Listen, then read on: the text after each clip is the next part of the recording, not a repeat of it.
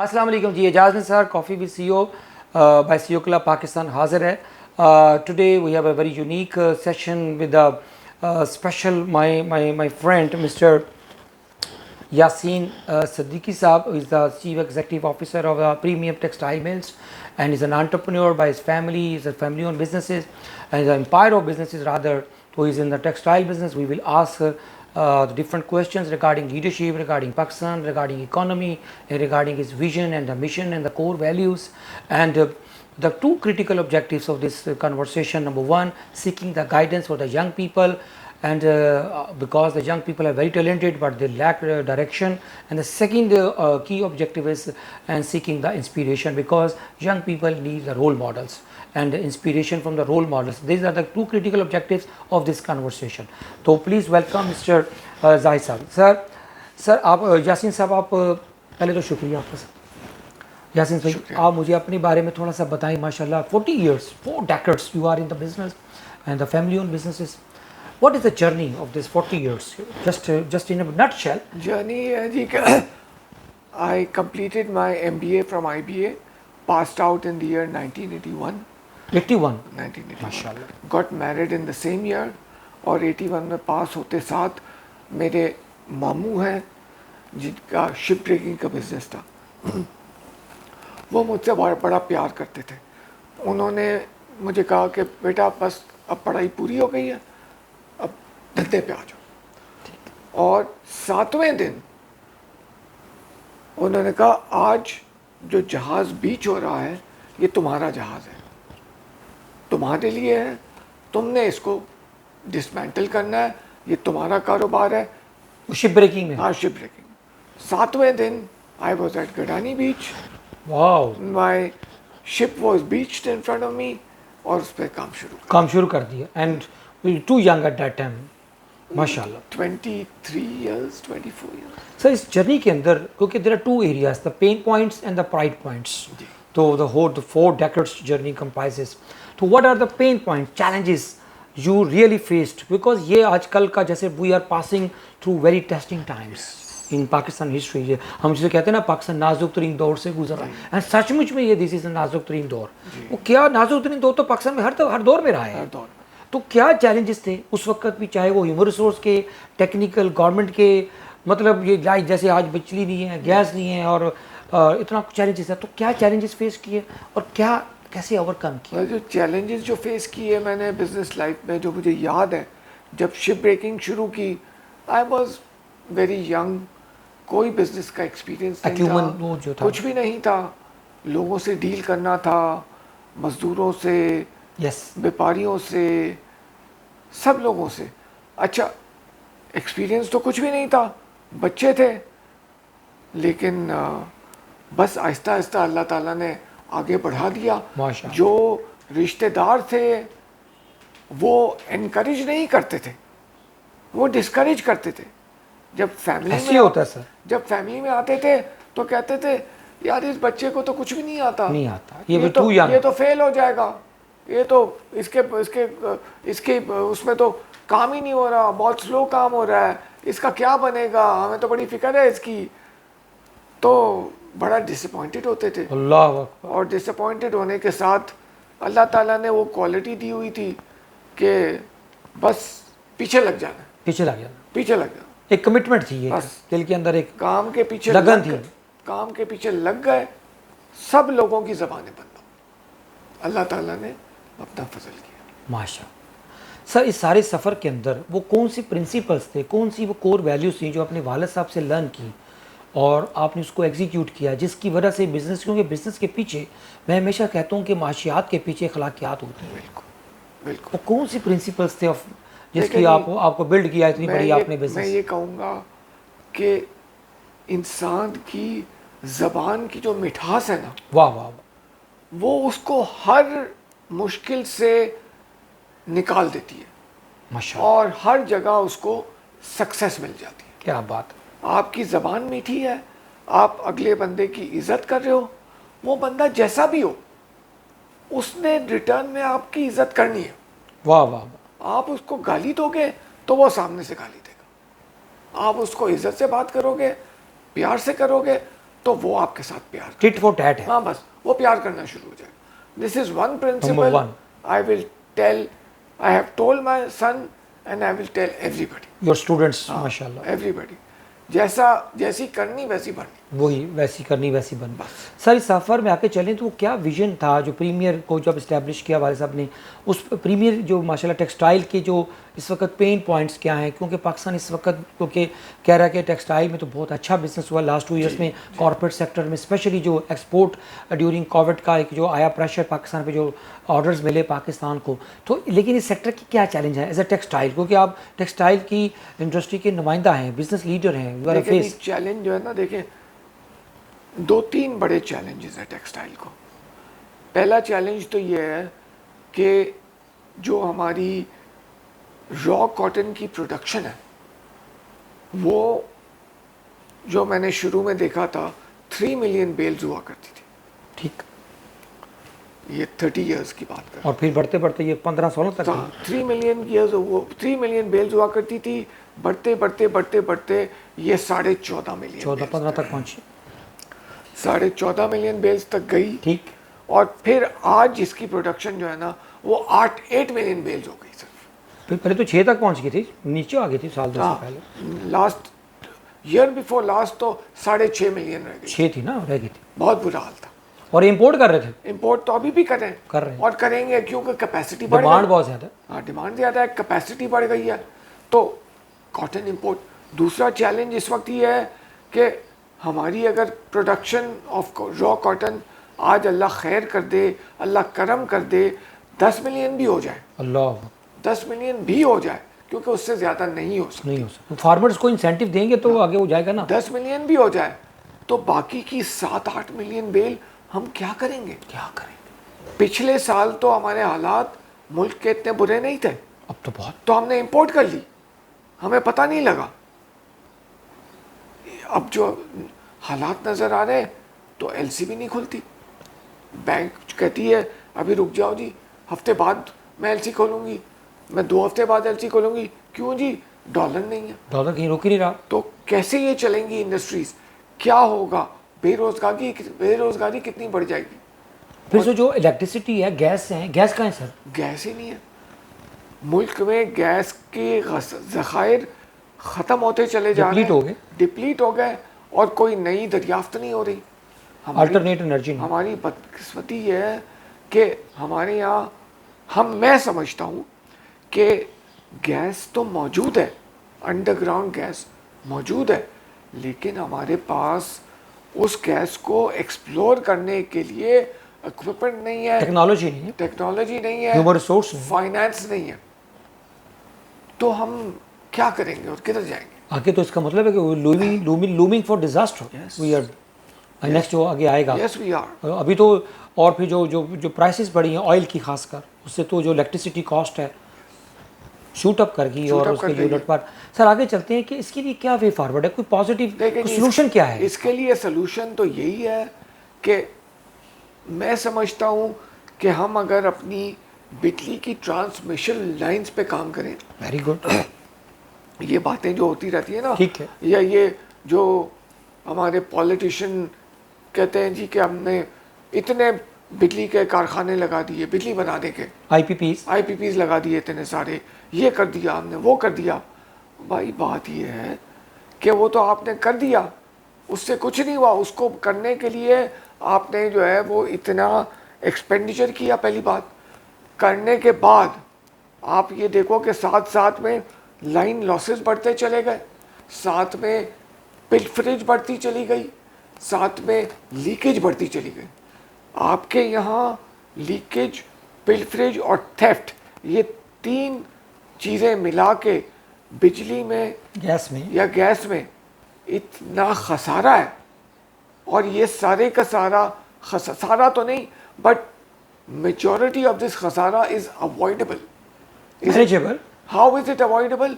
आप अपनी line losses को ठीक करें, आपकी ये जो पुरानी ट्रांसमिशन लाइनें हैं उनको आप मॉडर्नाइज करें, ये सारी जो चोरी हो रही है उसको बंद करें।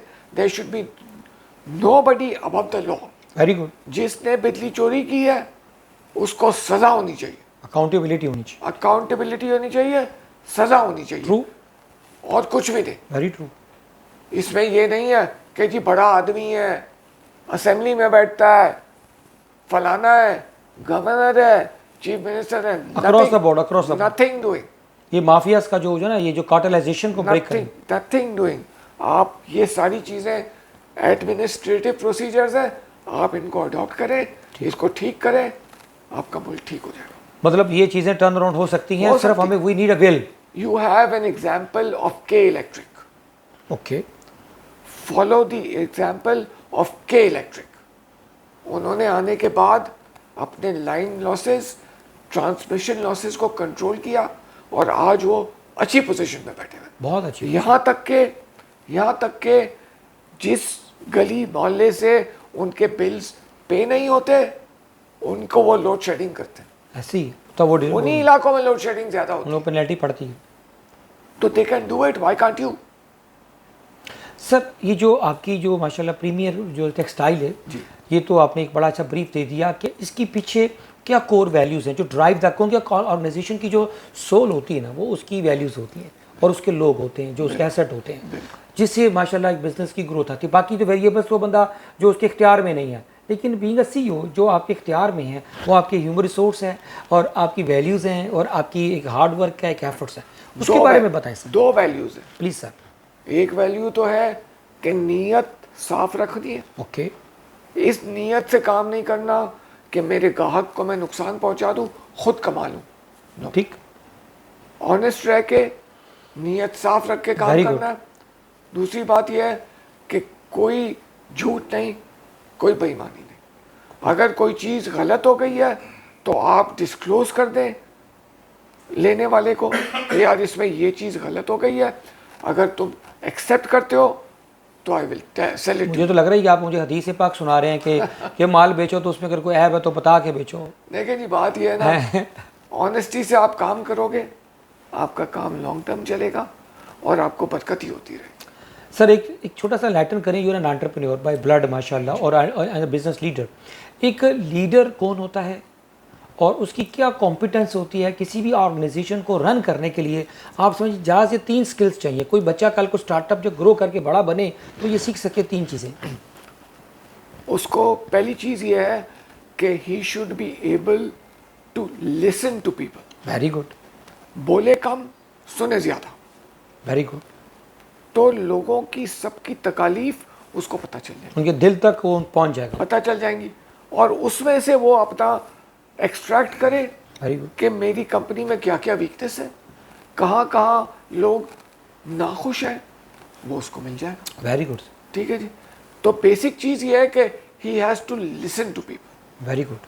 ही हैज़ टू हैव एम्पैथी। उनके मसाइल को सुने और उनको हल करने की कोशिश करें। मतलब अपने उनके कदमों में जाके फुट स्टेप्स में to put yourself in the shoes of others, to feel their pain. बिल्कुल। और ये कि अपनी आवाज़ हमेशा धीमी रखें और इज्जत से बात करें। छोटे से छोटे आदमी से बात करें, इज्जत से, उसको रिस्पेक्ट दें, उसको रिस्पेक्ट।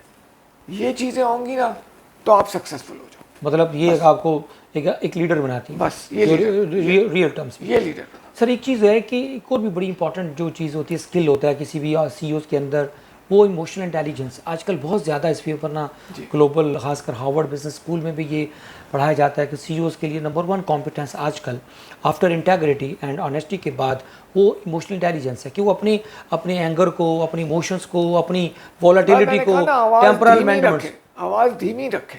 आपकी क्या टेक है इसके ऊपर? बिल्कुल, आवाज़ धीमी रखें, टेम्परामेंट ना लूज करें, सॉफ्टली बात करें, सॉफ्टली बात कभी आ जाए गुस्सा आ जाए। हाँ, और ये तो कैसे करें? और ये गुस्सा आ जाए, चुप हो जाए, बोले कुछ नहीं। गुस्से में जो बोल दिया उसमें तो किल हो जाता खराबी है। वो तो फिर उसको वापस नहीं आप खराबी है। बेहतर है कि इंसान चुप हो जाए, जब्त कर ले, चुप हो जाए। 1 घंटे बाद उस बात को करेगा, सुनने वाला सुन भी लेगा, बात अक्रॉस भी हो जाएगी। मतलब गुस्से की हालत में चुप हो जाए, चुप, साइलेंस। और अगर साइलेंस ज़्यादा देर करते जाएं तो अंदर गुस्सा जाकर तकलीफ भी देता है, इकट्ठा हो जाता है, तो फिर वो उसको कहते हैं इम्प्लोसिव एंगर, वो इम्प्लोड करता है समटाइम अंदर जाके। तो उसको कोई आप वे आउट करते हैं? उसको कंट्रोल करने के लिए वो अनवाइंड करने के लिए सोचे कि ये क्या हुआ, लॉजिकली कि क्या हुआ, गलती मेरी थी या गलती सामने वाले की थी। गुड। और ऐसी बात उसने की तो क्यों की? चुप हो जाएगा, मुंह से उस वक्त कुछ बोल दिया, मुंह से लफ्ज जो निकल गया ना, तीर कमान से तीर निकल गया, वापस नहीं आता। बिल्कुल ठीक कहा आपने, डैमेज करके ही जाता है। बिल्कुल सही कह रहे हैं सर। अभी आपने ऊपर वाली टीयर्स के बताए गए जो सीईओज होते हैं या एंटरप्रेन्योर्स के अंदर ये लिसनिंग स्किल हो, ये एम्पैथी हो। एक जो बच्चा नया आ रहा है आजकल, जो यूनिवर्सिटी से जो ग्रेजुएट्स पढ़ के आ रहे हैं, पहले तो ये बताएंगे are you happy with the quality of graduates, क्योंकि आप यूनिवर्सिटी में पढ़ाते भी हैं। और 3 क्या ऐसी कॉम्पिटेंसीज हैं जो समझते हैं जब कोई आपका HR का डिपार्टमेंट बंदे को हायर करता है, नए BBS या MBS को, उसमें क्या देखते हैं apart from their CV sir? देखिए, जो एजुकेशनल इंस्टीट्यूशंस है ना यहाँ पे, उसमें मैं ज़रूर नाम लूँगा। लम्स होगी, IBA हो गई, ज़ेबिस्ट भी ठीक है, some good institutions, but some institutions are just giving out certificates. Quality graduate They are just giving out certificates, बस, which is not good. मेरे पास, मैंने देखा है, नाम नहीं लेना चाहता, बुरी बात है, ठीक है, लेकिन मैंने अपने पास 3-4 ऐसे इंस्टीट्यूशंस हैं जिनको ब्लैकलिस्ट किया। अल्लाह अकबर। उनसे पढ़ा हुआ बंदा मेरे पास आता है जॉब लेने के लिए, मैं कहता हूँ यार इसको साइड में करो। ये आके बोलेगा हाँ जी मेरे पास MBA की डिग्री है, लेकिन मुझे पता है कि इसके पास क्या है। डिग्री कागज़ का नाम नहीं है, डिग्री नॉलेज का नाम है, स्किल का नाम है। तो ये इस तरह से बिल्कुल सही कह रहे हैं। और स्किल्स अगर फर्ज किया, स्किल्स के जब सेट होता है, स्किल सेट उनका या माइंड सेट जो होता है, उसमें 3 कोर कॉम्पिटेंसीज बच्चों में क्या देखते हैं कि यार ये इसके अंदर ये चीज़ है, मतलब उसके अंदर एक जो रिस्पेक्टफुल एटीट्यूड है, उसका पॉजिटिव एटीट्यूड होना ज़रूरी है। तो कौन सी 3 ऐसी चीज़ें देखते हैं जो HR में देखते हैं कि यार ये हमारी जो कंपनी में फिट है? एक तो बंदा होना चाहिए हंसमुख, okay, lively, pleasant personality, pleasant हो, रोती शक्ल ना हो, डिजेक्टेड ना हो।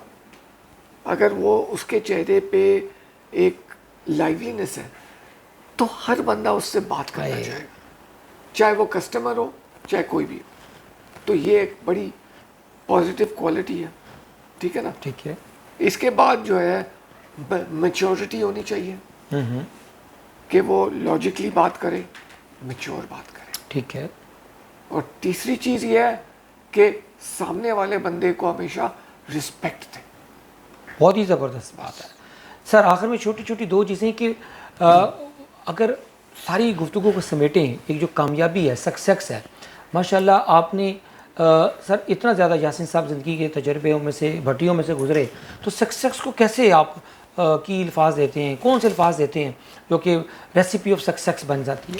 सक्सेस मैं उसको कहता हूँ कि आप पिक्चराइज करें कि अगर कोई शख्स है, मैं नहीं, कोई शख्स है, एक दावत में चला गया, ठीक है। एक दावत में जब चला गया,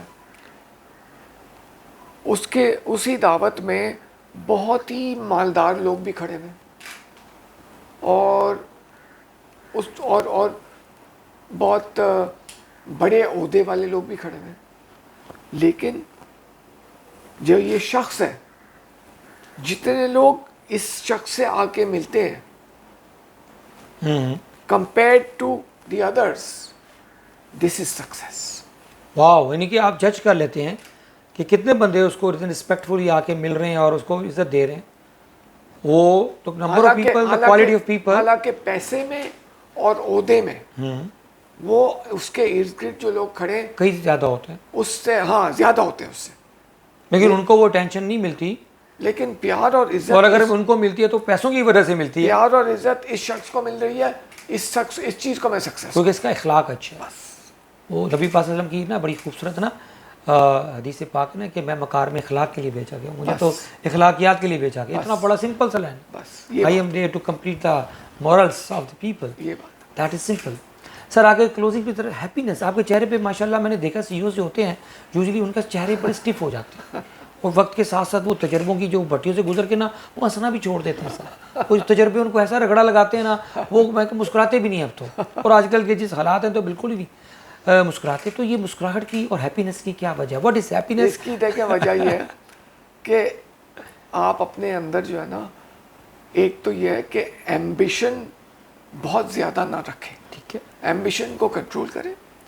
और दूसरी चीज़ जो मैंने अपने तजुर्बे से सीखी, वो ये सीखी कि अपने आप को दूसरों से कंपेयर ना करो। ठीक, कि यार देखो इसके पास तो ऐसी गाड़ी है, मेरे पास ऐसी है, इसके पास तो ऐसा घर है, मेरे पास ऐसा है। नहीं, आप कंपेयर करते रहोगे अपने आप को, you will never be happy. Very good. आप ये देखो कि जी मेरी ये ज़रूरियात है, क्या मेरी ज़रूरत अल्लाह ताला पूरी कर रहा है? अगर वो कर रहा है फिर आप खुश रहो और उसका शुक्र अदा करो। हाँ, जो जो जो शुक्रगुजारी है, जो सेंस ऑफ ग्रेटिट्यूड है, उसका शुक्र अदा करो। ये की टू सक्सेस, की टू हैप्पीनेस है। बस शुक्रगुजारी हमने छोड़ दी अनफॉर्चुनेटली। बस शुक्रगुजारी इज की टू हैप्पीनेस। सर, किताबों के ऊपर मैं, क्योंकि माशाल्लाह ज़िंदगी के इतने सफ़र में, क्योंकि किताबें ज़िंदगी को, मैं समझता हूँ, जो डिफरेंस होता है ना, एक आम लीडर में, एक बड़े लीडर में, एक इंसान में, एक बड़े इंसान में, किताबें होती हैं। और कहते हैं कि books rule the world and the leaders are the readers. Sir, को 2 दिन किताबें ज़िंदगी के किस पूरे 4 डेकेड्स में जो पढ़ी हों, रियली इम्पैक्टफुल हों। मैं चाहता हूँ कि हमारी नई नस्ल कनेक्ट करे किताबों के साथ। देखिए, मैं आपको ऑनेस्टली बताता हूँ, किताबें पढ़ने की इतनी आदत नहीं है मुझे। कोई पढ़ी हो किसी अच्छे वक्तों में, अच्छे वक्त, इवन पोइट्री हो, किसी की बायोग्राफी हो, कोई मैनेजमेंट की किताब हो। वो मैनेजमेंट की तो नहीं, मार्केटिंग की 2-4 पढ़ी थी, वो कॉटलर वगैरह। कॉटलर, वो तो एक सिलेबस की हमारी बुक्स है। वही, बाकी कोई ऐसी नहीं। बाकी ये है कि आजकल जो है ना, किताबें वो पढ़ता हूँ जो हालत हाजरा पे होती है, या मेरे कारोबार से रिलेटेड होती है। फॉर एग्जांपल, मैं बड़ा रिलीजियसली हर हफ्ते वो कॉटलुक की एक पब्लिकेशन आती है, ओके, जो पूरी दुनिया में कॉटन ठीक, की प्रोडक्शन और उसकी क्या कहते हैं, सिचुएशन को करंट स्टेटस क्या है उसका, वो मैं बड़ा कॉटन का। रिलीजियसली पढ़ता हूँ, because it is related to my business. Very good. इसके अलावा न्यूज़ वीक पढ़ता हूँ, ठीक, तो उससे मुझे हालात हाजरा वगैरह मिल जाता है। ये चीज़ है। तो पोइट्री से कोई ताल्लुक रहा, कोई फैज़, गालिब, इकबाल, या कोई ऐसा कोई शौक बहुत रहा, शौक रहा, सुनने का शौक रहा। किसको ज़्यादा सुनने का शौक रहा? समझने का शौक रहा। किसको? Any name 2-3 guys? वो एक शेर मुझे याद है, हम प्लीज सुनाए सर। कि मीर तकी मीर का जी शेर जी था। प्लीज, बड़ा बहुत बड़े आदमी सर। वो ना, पंखड़ी गुलाब की सी आप, नाजुकी की उनके नाजुकी उनके लब की क्या कही है, हाँ। पंखड़ी गुलाब की सी, मीरो निम्बाज आंखों में सारी मस्ती शराब की इसके बहुत ही खूबसूरत शेर है सर, ये तो बड़ी नज़ाकत है इसके अंदर। बस। सर, लास्ट में, आखिर में बताइएगा कि इस वक्त पाकिस्तान के अंदर बहुत डिफ़िकल्ट सिचुएशन है, जिसकी हम अभी बात कर रहे थे। अगर कोई ले-ऑफ्स होते हैं या बेरोज़गार हैं बच्चे, पढ़ लिख कर जॉब से, हर बंदा तो या कनाडा अमेरिका जाने से रहा सर, तो उन बच्चों के लिए, उन नई नस्ल यूथ के लिए, being an entrepreneur, as a Pakistani business leader, क्या मैसेज ऑफ होप है एंड ऑप्टिमिज्म है?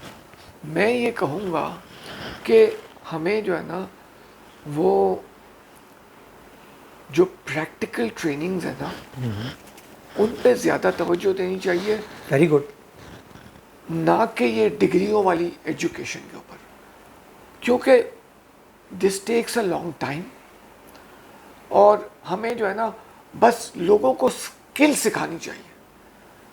किसी को एसी ठीक करने सिखा दिया, किसी को टेलीविज़न ठीक करने सिखा दिया, किसी को कोई और इस किस्म का काम सिखा दिया। कम से कम इस वक्त हमारी, क्योंकि पॉपुलेशन बहुत बड़ी है, बहुत बड़ी, अनएजुकेटेड है, अनस्किल्ड है, और पॉपुलेशन ग्रोथ बहुत ज़्यादा है। यस। तो वी कैन नॉट अफोर्ड कि हम सबको जो है वो लंबी लंबी डिग्रियां पढ़ाते रहें। वो ऑब्सोलीट होगी, वो नहीं हो सकता।